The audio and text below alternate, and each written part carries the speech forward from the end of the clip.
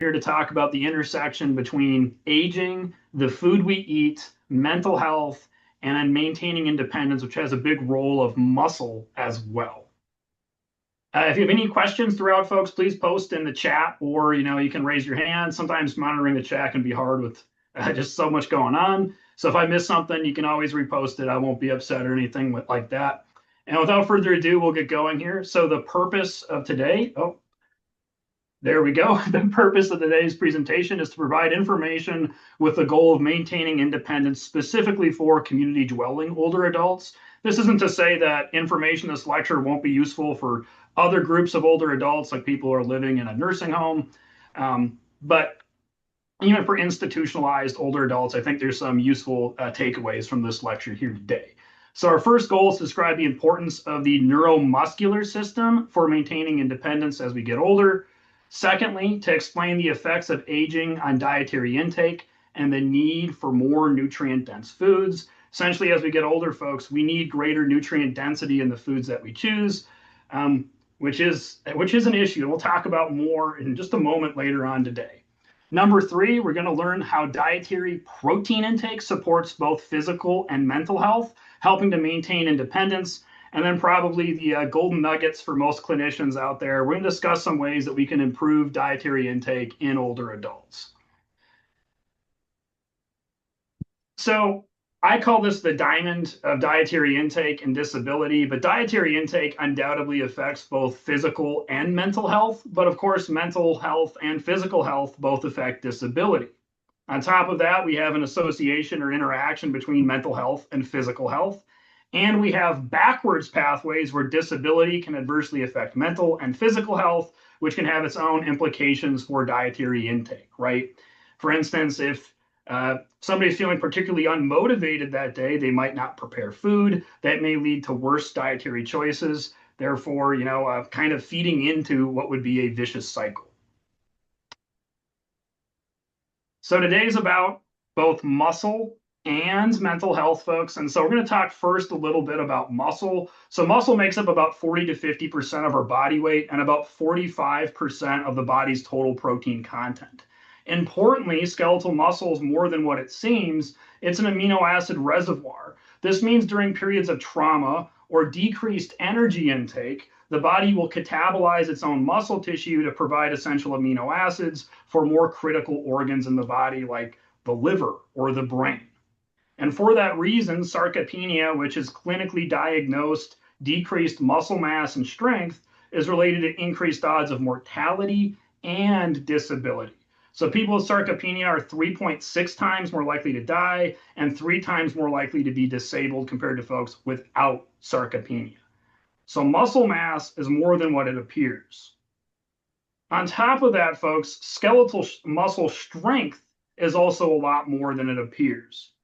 So this is a review article I worked on while I was a graduate student, and we found evidence suggesting that decreased strength is related to diabetes and cardiovascular disease, so pretty straightforward stuff there, but also related to things like impaired cognition and Alzheimer's disease. Now, cognition is a little bit different than mental health, but this really illustrates the point that it is, in fact, the neuromuscular system. Our muscles and our brain are related, and we, of course, need our brain for any sort of voluntary control of our musculature, right? And so mental health is going to impact our physical health, and our physical health, right, impacts our mental health, playing into that diamond, if you will, of disability. Unfortunately, as we get older, we actually have a more difficult time making skeletal muscle. More specifically, the anabolic response to exercise and to dietary protein is blunted with age. Younger adults need less dietary protein to get to the same amount of muscle protein synthesis compared to older adults. So essentially, in both exercise and dietary intake, older adults are going to have a less favorable response to normal things that would increase muscle protein synthesis. Exercise and, of course, dietary protein, what we're talking about here today. More specifically, the evidence states that young men, and we don't have data in women yet, so that's definitely a lacking point, But the maximal amount of protein needed at one meal to stimulate muscle protein synthesis is 0.24 grams per kilogram per meal for young men. And that actually increases to zero point 0.4 grams per kilogram per meal for older men. So if we're trying to maximize muscle protein synthesis, then older adults should be consuming at least 0.4 grams per kilogram per meal. And assuming, right, 3 meals a day, that's 1.2 grams per kilogram per day for older adults for a general recommendation. Problematically, one of the aspects that makes achieving increased protein intake with age difficult is that as we get older, we actually lose our ability to taste foods. So this is data where they gave different age groups of folks a similar concentration or the same concentration of 5 different tastes. So that's bitter, sweet, salty, sour, and umami. And what we can see is as we go from the lower age cohort, so 18 to 36, to the middle age cohort, 37 to 50, to the older adult cohort, 51 to 80, we see that there's a decrease in the taste intensity rating across these age cohorts. So this means as we get older, we actually taste less of the food we're eating. And of course, that makes it less appealing to eat the same foods.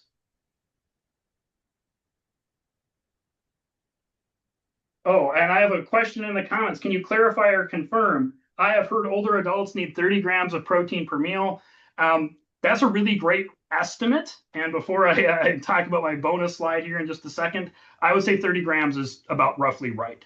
Now, in scientific research, we use a relative intake amount. So it's usually grams per kilogram per day or grams per kilogram per meal. However, giving dietary recommendations based off of a relative amount is really hard because people need to know their body weight, they need to do math. And so having good totals, usually 25 or 30 grams of protein, is helpful for giving dietary advice because 30 grams of protein stays stable, whereas relative recommendations would change between person to person.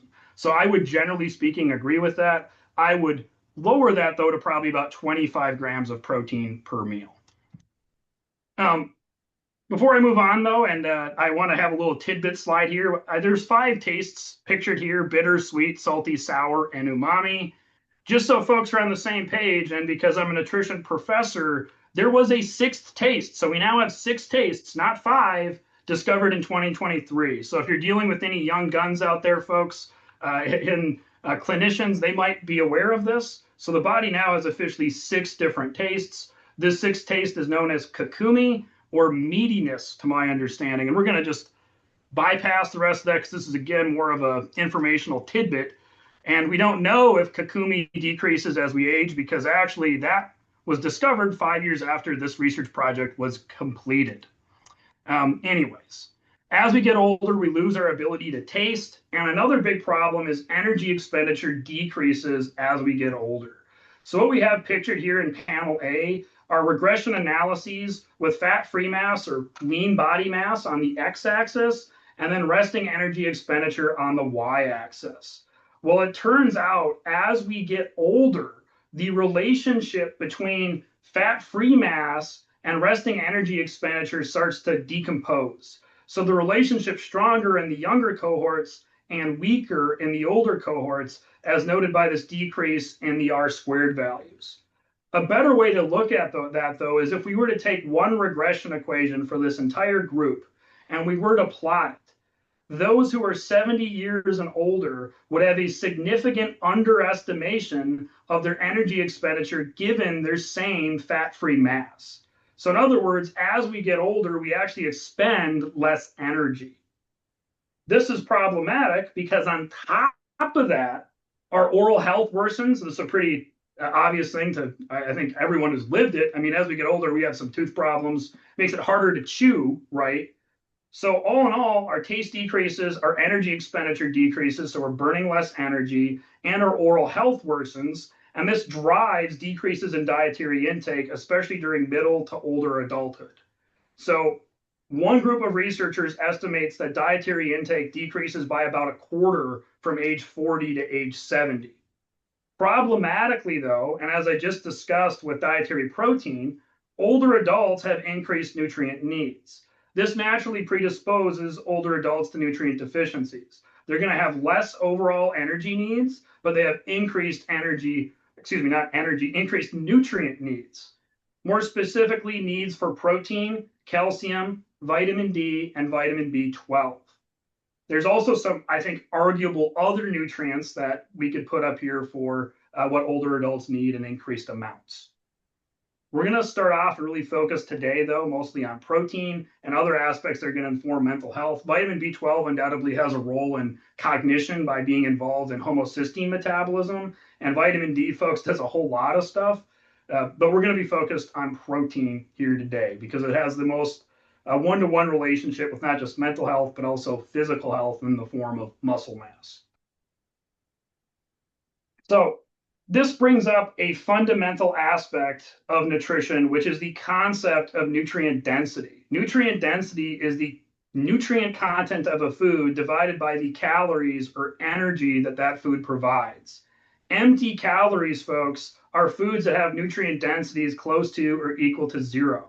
For instance, added sugar in foods, which is always an empty calorie, is going to have a nutrient density of 0. It only provides increased energy. It doesn't provide other nutrients. Well, empty calories are a major concern for older adults, partially because what did we just talk about? Our ability to taste decreases as we get older. You know what we have a taste receptor for? Sweetness. So if older adults taste, well, less sweetness in response to the same amount of sugar, that might actually cause them to eat more sugar. And as I just mentioned, added sugar is by definition an empty calorie. It's not going to contribute to the increased nutrient needs that older adults demand. I got a question here. What about the absorption of these supplements, vitamin D, calcium, and B12? That will be a conversation maybe for another day or after this. That could get pretty complicated depending on how people are eating and a variety of other things. But there are absorbable forms of all three of those, depending on somebody's relatively normal physiology. I'm a nutritionist, though. I prefer whole foods, folks, over supplements, but supplements are, well, better than nothing. So in addition to dietary protein supporting physical health, specifically muscle mass, dietary protein also supports mental health. So more specifically, those in the highest tertile, so in the highest third of branched chain amino acid intake. And the branched chain amino acids are the essential amino acids, valine, leucine, and isoleucine. So those folks in the highest tertile of this had a quarter reduced odds of depression and about a third reduced odds of anxiety. And I should have prefaced my presentation with this throughout, folks, but I used AI image generators, and this is one of them, and or an image created by an AI image generator, and I have no idea where this smoke is coming from. Anyways, very, very baffling, but that's what AI does sometimes. So dietary protein, again, is supporting physical health. It's also supporting mental health. There are other nutrients, though, that also support mental health. We'll talk about those more after we talk about some secrets here to dietary protein intake. So specifically, dietary protein stimulates muscle protein synthesis directly by activating this protein complex called the mammalian target of rapamycin complex 1. This is not it, folks. This is a random AI-generated molecule. It is, I'm guessing, probably not even feasible in chemistry. Anyways. There are 3 keys to protein success. Number 1 is quantity. This is the one that we kind of talk about the most. Currently, the NIH recommends 1 protein intake for all age groups. That's 0.8 grams. Well, for all adult age groups, 0.8 grams per kilogram per day.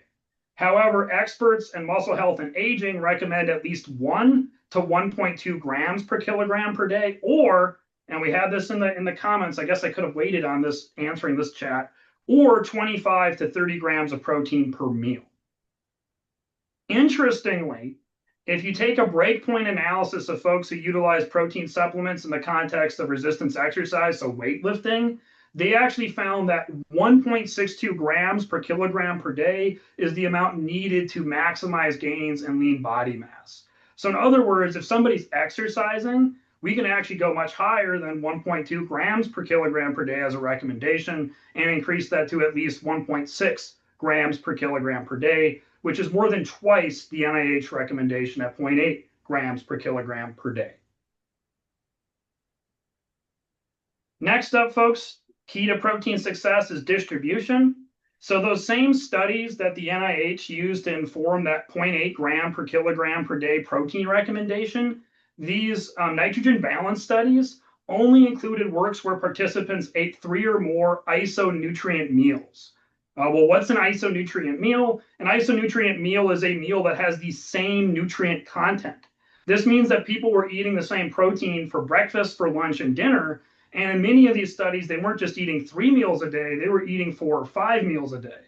Well, 4 or 5 meals a day with even protein distribution sounds like a weightlifting plan or like a dietary plan to support, like bodybuilding or something. And well, this essentially means that dietary protein intake was completely evenly distributed and participants were getting protein intake at each meal.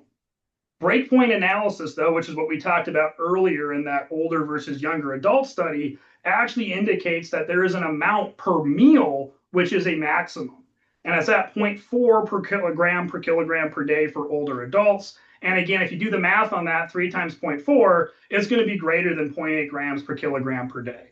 And some of that's related to the fact that, well, that one study, this meta-analysis that used these studies, these nitrogen balance studies, again, included works where they were getting protein at each and every meal in the same amount.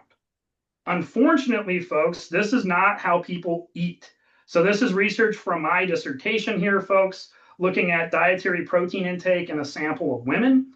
And really most interesting would be the percent of total protein consumed at each meal. So in our sample, participants consumed 20% of their protein at breakfast, 33% at lunch, and 46% at dinner. So in other words, no, our folks did not have completely evenly distributed protein intake. In order to do that, folks, we would need to shift dietary protein from dinner to breakfast. And in fact, and this math is actually kind of beautiful, if you took about 13% off of dinner and put it onto breakfast, you'd get 33% for breakfast, and you get about 33% for dinner, and you have completely evenly distributed dietary protein intake. We also found in my research that dietary protein distribution, so achieving 25 grams or more of protein at breakfast, lunch, or dinner, was associated with increased lean body mass, increased upper body strength, increased lower body strength, and increased lower body endurance. So in other words, people who got 3 meals of dietary protein at breakfast, at lunch, and dinner above 25 grams per meal had the highest values for all of these. People who had 2 had slightly less, people who had 1 had less, and people who had 0 had even less. So dietary protein distribution is another aspect to consider. And one of the best parts about dietary protein distribution is that it doesn't cost anyone any additional money, right? So if we take some of the protein that we're consuming at dinner and we shift it to breakfast, that's still the same total amount of protein, still the same total amount of food cost.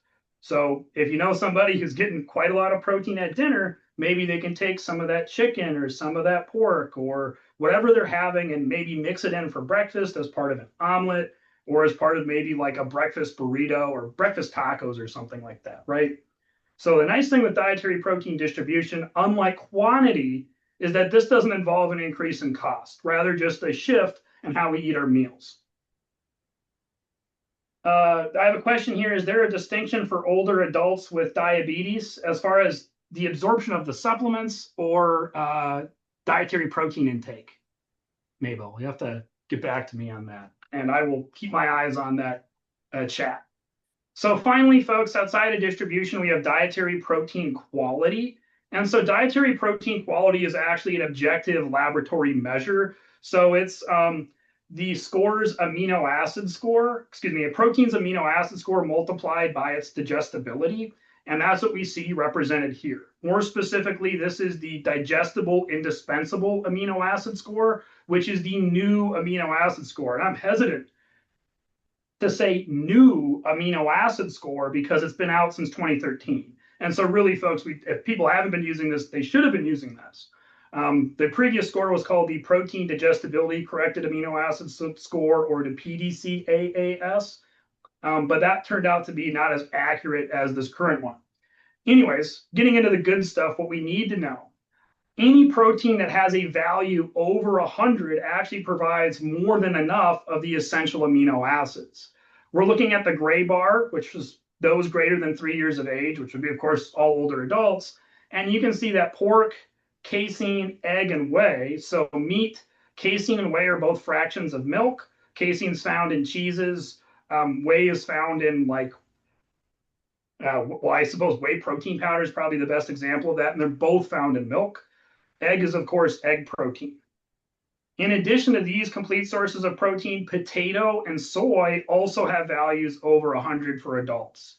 These rest of these plant foods, so canola, pea, lupin, rapeseed, these are all good sources of protein, but not as great because they're not above 100. And really everything below 75 is a pretty poor source of dietary protein.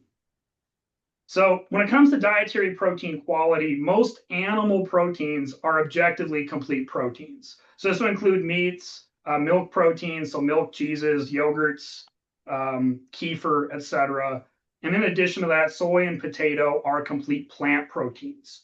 Critically, though, the amino acid matrix of complementary plant proteins can be combined to make a dietary protein that has as good of protein quality as an animal protein. So this is a really great research study. They looked at different amounts of plant proteins. And so, for instance, a mixture of 10% oat, 20% lupin, 60% potato is a complete protein.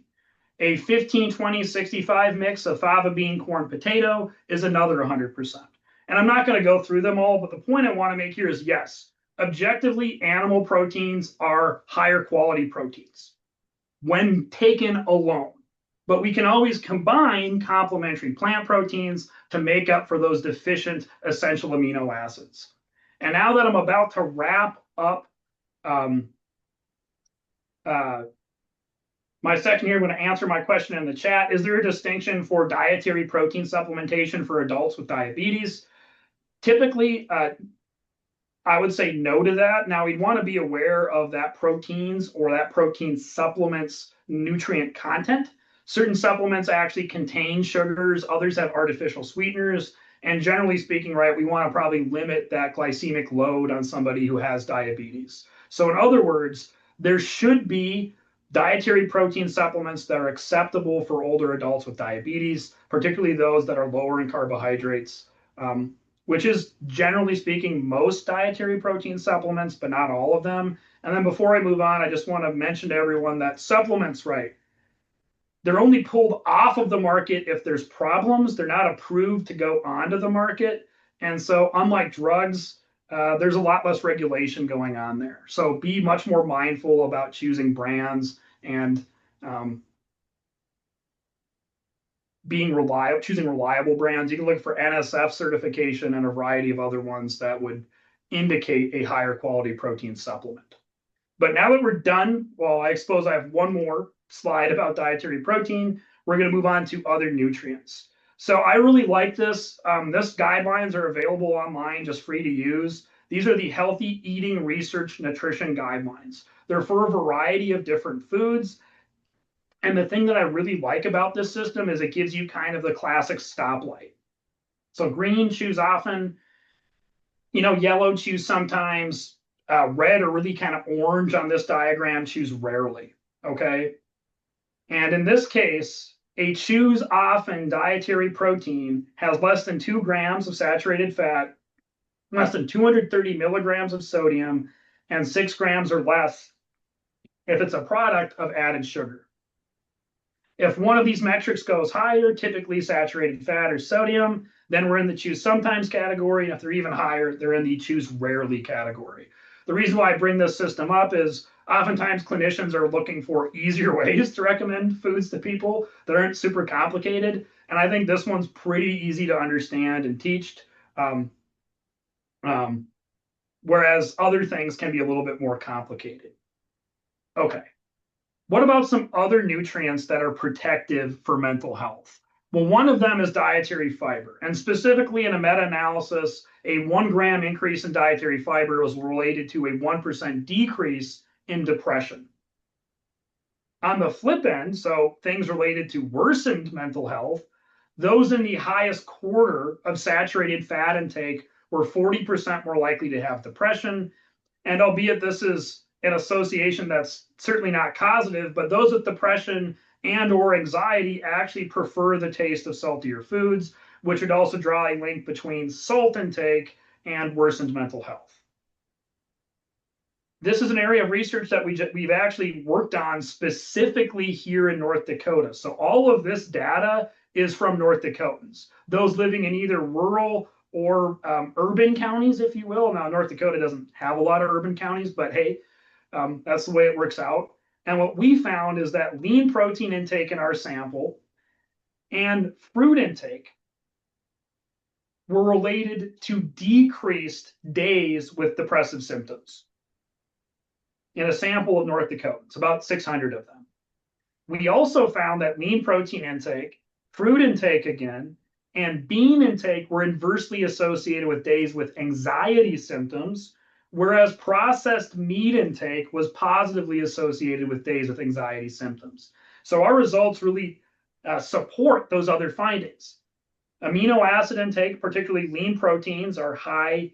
They would provide those branched chain amino acids. Fruit intake and bean are going to provide antioxidants and dietary fiber that are related to decreased odds of depression and anxiety. And processed meat is going to be high in saturated fat, and it's going to be high in sodium, right?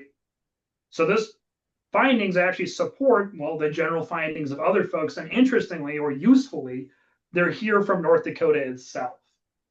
So when it comes down to food choices and mental health, and this is true for a lot of nutrition, it really goes back to the basics. What we should be focusing on is choosing lean proteins. Lean proteins are sources of these branched chain amino acids while being lean, meaning they're not rich sources of saturated fat.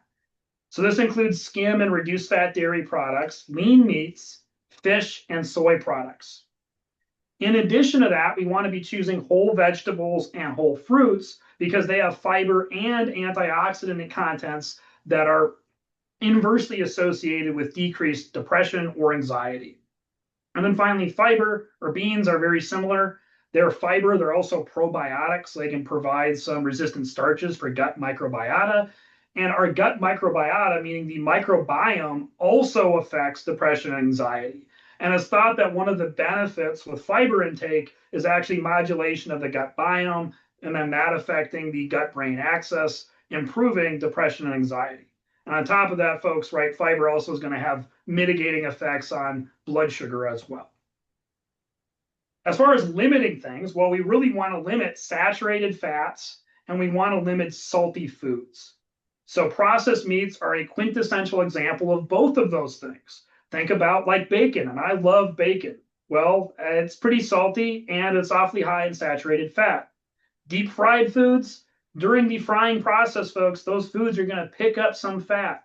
And although seed oils are lower in saturated fat, there's usually still some in there, folks, and that can contribute to it. On top of that, excess energy intake can lead to the endogenous production of fat, or body making its own fat, that can be problematic as well. Desserts and pastries can also be sources, right, of saturated fat. And on top of that, they can be sources of added sugars, which decreases overall nutrient density, right? And we need to have more nutrient dense foods as we get older. Finally, salty foods and other processed foods are honestly related categories. Things like instant noodles, prepackaged desserts like Little Debbie, and other snack foods like potato chips, folks, are also going to be, well, sources of salt and typically saturated fat as well. So on that note, we took a sample of about 2,000 older adults from across the country, and we looked at the association between self-reported dietary intake and disability, and we found that lean meat was inversely associated with disability. Processed meat was positively associated with disability. Fruit did not have an association, interestingly, and vegetable intake was inversely associated with disability. Again, folks, it really kind of comes back to the basics. If you eat what you would call a clean diet is the hot term these days, but if you're focusing on lean proteins, whole fruits, whole veggies, and adding in some beans and other legumes, that's a generally healthy diet. It's going to be rich in amino acids, rich in fiber, low in saturated fats, and low in sodium. So really what I'm talking about here is stuff that we probably all knew, but now we have extra maybe motivation to pursue that healthier dietary intake. This brings me to my next point, which is food agency. So a lot of times in nutrition, we're focused about the nutrient content of foods, but really it's more than that. It's food agency. And food agency is the ability to actually produce healthy meals, which comes down to a variety of different factors. So nutrition knowledge, we need that to actually make healthy food choices. That's what everybody thinks of when they think of nutrition professionals. However, people also need culinary skills to prepare food. If you know all about the nutrient content of beans, but not how to make beans, well, if you give them beans, that's probably not all that useful for them. Environment and equipment is undoubtedly and crucially important. People, generally speaking, need a place to live in order to actually prepare food. And on top of that, having appliances is critically important as well. Giving dietary advice to someone who doesn't have a refrigerator is a lot different to somebody who does have a refrigerator. And finally, the first one we probably think of, and the big one, which is food security, and that's access and ability to afford healthy food. So we can take the aspects of food agency and actually turn them into their negative barriers to producing healthy meals in older adults. And as I mentioned, we probably think of food insecurity first. And so that's going to be my starting off point here. Food security is one's ability to access and afford healthy food. Food insecurity, therefore, is the inverse of that. It's limited or uncertain ability to access or afford food. Now, there are two elements there: accessibility and affordability. The reason why I bring that up is if you're like Jeff Bezos, but for whatever reason your yacht breaks down and you're stranded on a desert island all alone, you could be very, very wealthy, but if there's no grocery store, if there's no way to actually use those funds to buy food, you are food insecure. And so that is a phenomenon, and I'll explain that in just a moment, that we run into quite a lot here in North Dakota. And folks, this is, again, another example of an AI image generated image here, and I'm pretty sure this woman here has two heads in this poor rendering. Not technically physiologically impossible, but probably not the best job by the AI image generator. Anyways, looking at food security, there is a strong tie between food insecurity and depression and stress. So this is data from almost 400,000 people across 10 different countries. But it's actually worse in older adults. So in older adults, food insecurity is related to malnutrition, so not getting enough nutrients. And older adults who have depression are actually about twice as likely to be food insecure. Food insecure adults actually report lower quality of life, and the biggest impact is in role limitations due to emotional reasons. And just to verify or prove this point from this data set, I did the math myself and actually calculated Cohen's d for these values, which is the mean value divided by the standard deviation. And even if you do that, the biggest Cohen's d is still for role limitation emotional.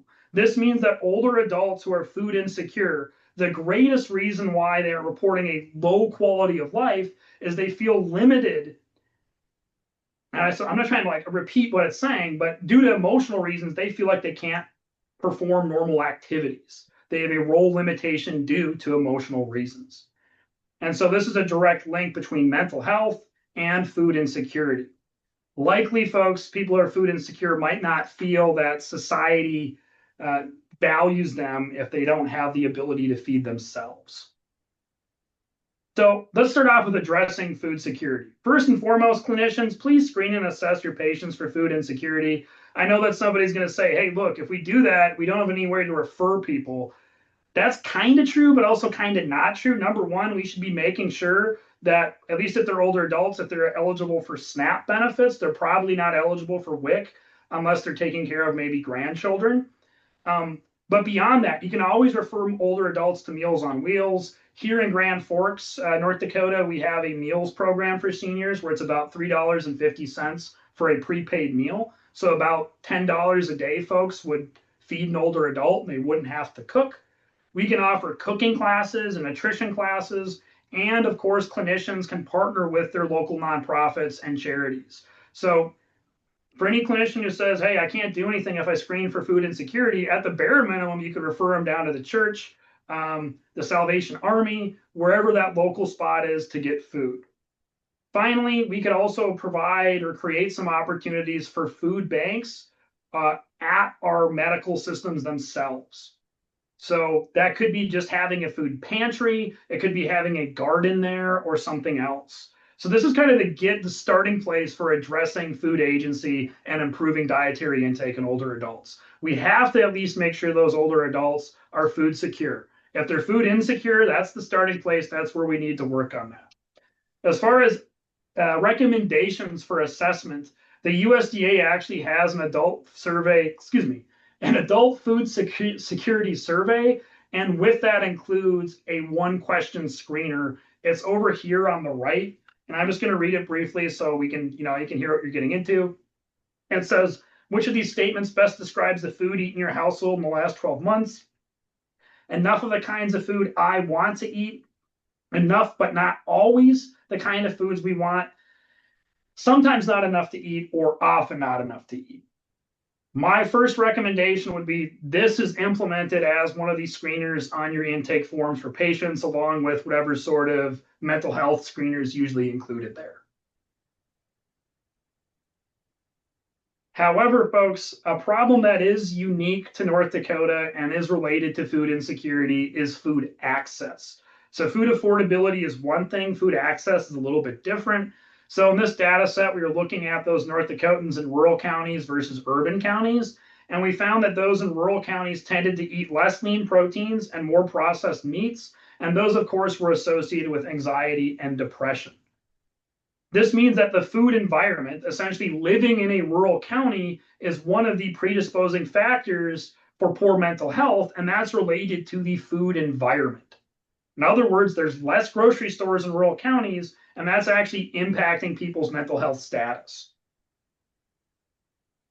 So in some of those rural counties, and I'm glad to see it here in North Dakota, I can't speak nationally, but we have a new grocery store bill that's supposed to be helping, grow some of these rural grocery stores. And ideally, if that works, I see that as being highly beneficial for community dwelling older adults out there in rural counties. So moving on from food insecurity, let's talk now about lack of culinary skills. We need culinary skills to prepare foods. Again, if we don't know how to cook beans, you can't live on beans and rice. And I have Mabel, I'll get to your questions, I think. Ooh, I'll get to that in a moment when we're done here. Don't want to ruin my flow right now, but lack of culinary skills is essentially not being able to cook foods. Now, cooking classes are actually well documented to increase intake. Now, the caveat to this data is this is from college students because, well, they're easy to recruit. And what they found is that cooking classes improved everybody's self-report of being able to cook fruits, vegetables, and whole grains. This in turn actually led to increased intake of vegetables, increased number of meals cooked per week, and importantly, a decreased number of meals skipped per week.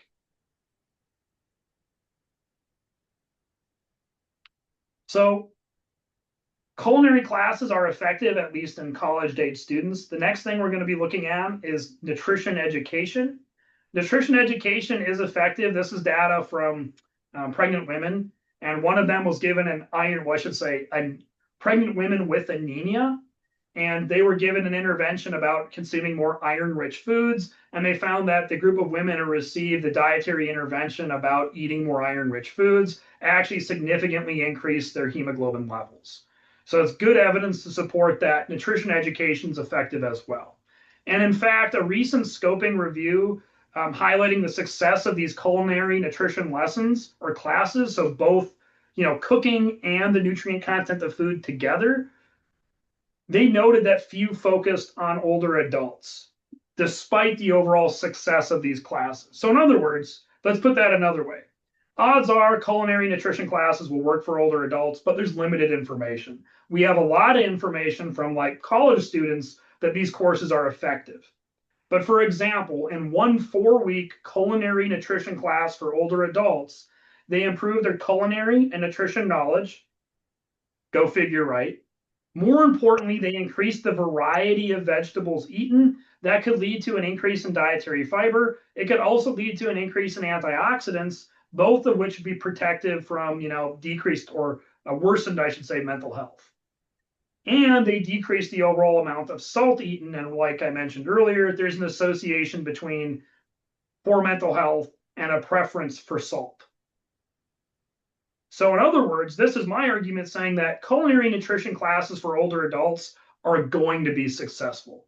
And later on, I'll show you an example of one that's free to use online, both in North Dakota and across the country.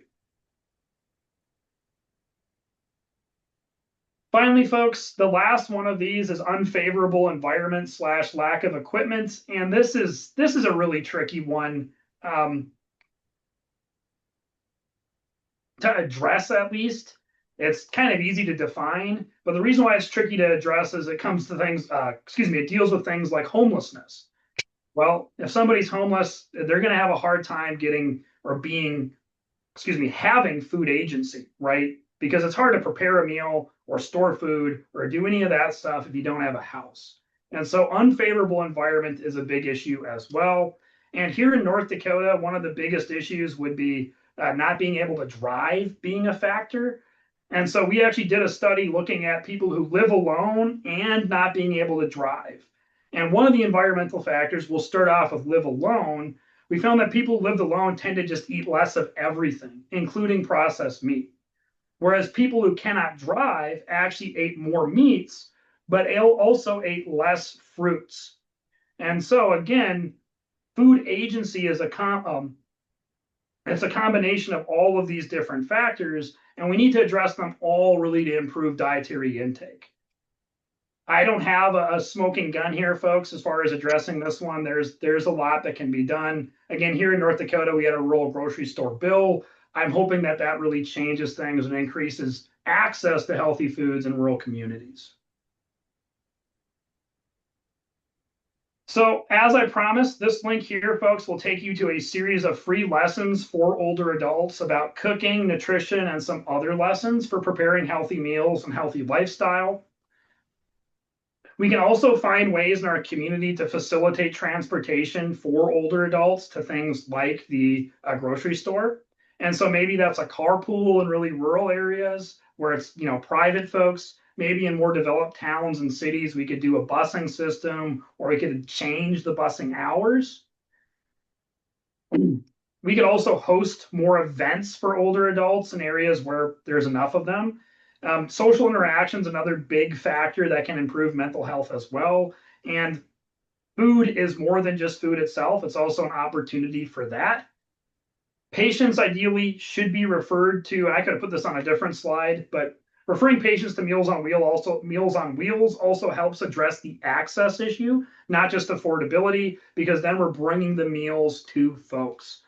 And then finally, I think we could all work on this in this day and age, not just older adults, but really all of us. Like when I go to the centers here at UND where we're feeding students, a lot of times the students are just on their phones, they're not talking to each other, but being friendly and having meals with other folks really is important for improving and maintaining mental health as well.